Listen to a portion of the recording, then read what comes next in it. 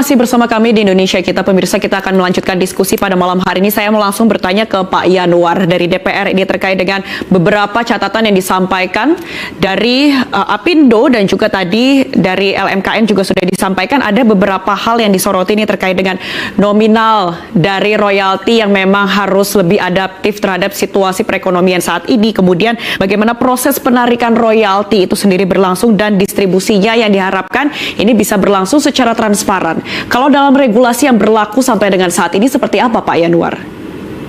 Ya, pertama gini ya Mbak Indra ya, saya cukup kaget tadi LMKN kalau cara berpikirnya seperti itu ya. Karena ini kebablasan.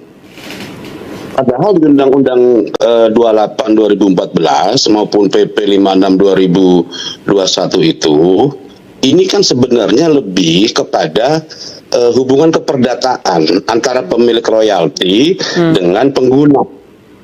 LMKN ini hanya menarik, menghimpun dan mendistribusi royalti. Saya agak kaget dengan penjelasan tadi. Kenapa? Karena sebenarnya keperdataannya itu adalah pemilik royalti dengan pengguna. Jadi kalau ada pemilik royalti membebaskan untuk itu digunakan oleh publik, ya sudah, itu jangan ditarik. Makanya agak aneh nih. Gitu itu loh. Secara regulasi seperti apa, Pak Yanuar? Apakah dari regulasinya memang bisa mengatur bahwa kalau memang sudah dibebaskan oleh musisinya tidak perlu ditarik lagi oleh LMKN? Ini seperti apa? LMKN itu ini kan dibentuk ya, LMK itu kan dibentuk dari yang beranggotakan 200 pemilik property right gitu ya. Nah, kalau pemilik propertinya sendiri sudah membebaskan, misalnya seperti Dewa, tadi Bang Haji Roma Irama gitu ya, untuk digunakan, ya sudah, itu jangan ditarik. Jangan kemudian orang pengguna membayar royalti itu tapi tidak tepat sasaran. Okay. Ini yang saya khawatir ya Mbak Endra ya. Di undang-undang kita, di regulasi kita, di PP juga diatur bahwa LMKN itu punya hak ya, dia punya hak 20% dari royalti yang dihimpun. Nah, saya berpikir begini, jangan dong hanya untuk mengejar kumulatif itu gitu ya. Kemudian pemilik royalti dan pengguna secara umum gitu ya, apalagi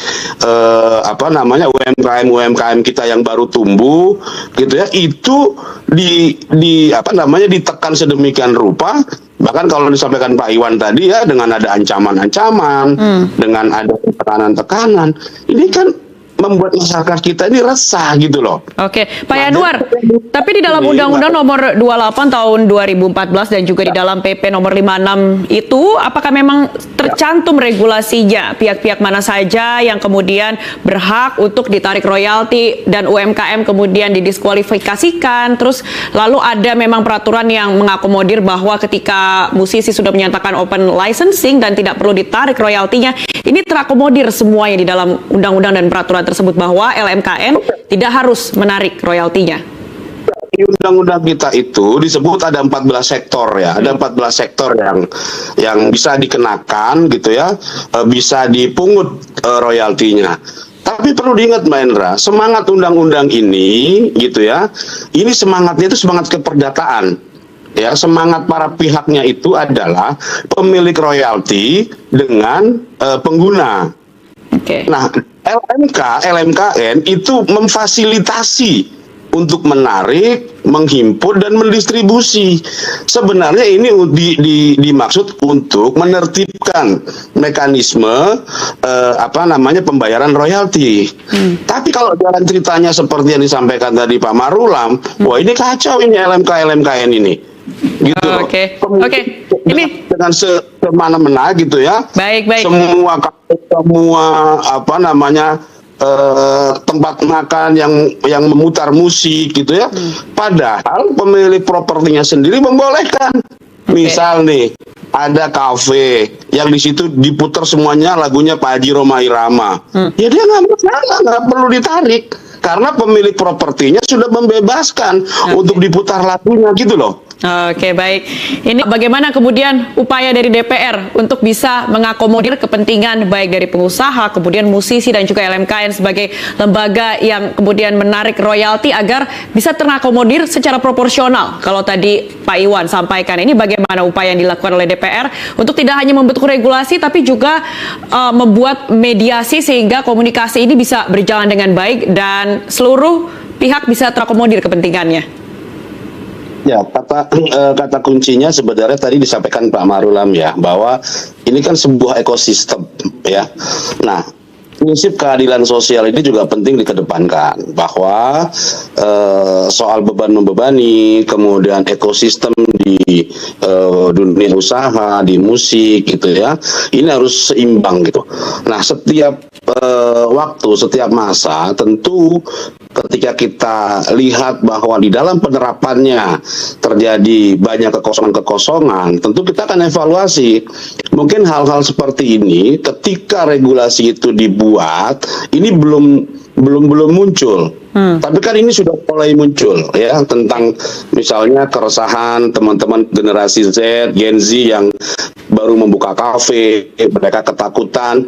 Teman-teman kayak di dapil saya ini, Banyumas Cilacap, ada angkringan-angkringan, ada warung-warung di desa-desa. Nah, ini kan tentu pemerintah akan kita dorong untuk mengambil peran di sana. Nah, selama ini cara berpikirnya kan ini antara dua pihak, antara yang selalu dikedepankan ya, itu adalah pemilik properti dan kemudian LMK sebagai lembaga yang diberi kewenangan oleh regulasi kita untuk menarik, menghimpun dan mendistribusi. Nah, seringkali ini tidak melihat gitu ya bagaimana pada praktek di lapangannya. Ya, pertumbuhan ekonomi kita seperti apa yang dirasakan oleh dunia usaha di tengah situasi seperti ini. Nah, menurut saya ini penting untuk sosialisasi lebih lebih jauh lagi, karena ini menyangkut banyak pihak. Musik itu bukan lagi hanya milik satu dua orang atau satu dua kelompok, tapi ini udah menjadi milik seluruh bangsa Indonesia gitu loh. Nah, tentu LMK-LMKN harus juga mampu memberikan sosialisasi yang seimbang, baik kepada pemilik royalti gitu ya, maupun kepada masyarakat, sehingga tidak terjadi kebingungan seperti ini. Inisiatif para pemilik properti yang menggratiskan atau membolehkan karyanya untuk diputar di mana-mana, tentu itu harus kita sambut baik. Nah, kalau ada kekosongan, ada hal yang dianggap kemudian ini tidak bisa atau menjadi hambatan di dalam menarik, menghimpun dan mendistribusi ini, nah ini tentu harus kita perbaiki. Nah, catatan terpenting tadi yang disampaikan Pak Marulam, LMK-LMKN ini harus terbuka. Ya, LMK-LMKN ini harus berbenah. Sistem harus dibangun. Kemarin saya sempat bertanya, bagaimana dengan SILM? Ya, sistem informasi lagu dan musik itu aja belum selesai. Padahal mandat dari undang-undangnya itu 2 tahun setelah terbentuk, sampai sekarang belum ada. Gitu. Nah, sistem yang transparan, yang terbuka, tentu ini akan membuat kepercayaan publik meningkat. Apa yang disampaikan tadi oleh Pak Iwan, misalnya orang membayar property right itu, royalti itu sesuai tepat sasaran kepada pemiliknya gitu. Nah, hal-hal seperti ini yang harus menjadi catatan penting sehingga masyarakat juga tidak resah. Ya, saya berharap ini ke komisioner LMKN ya untuk tidak berkomentar atau menyampaikan hal-hal yang membuat kemudian kegaduhan di masyarakat.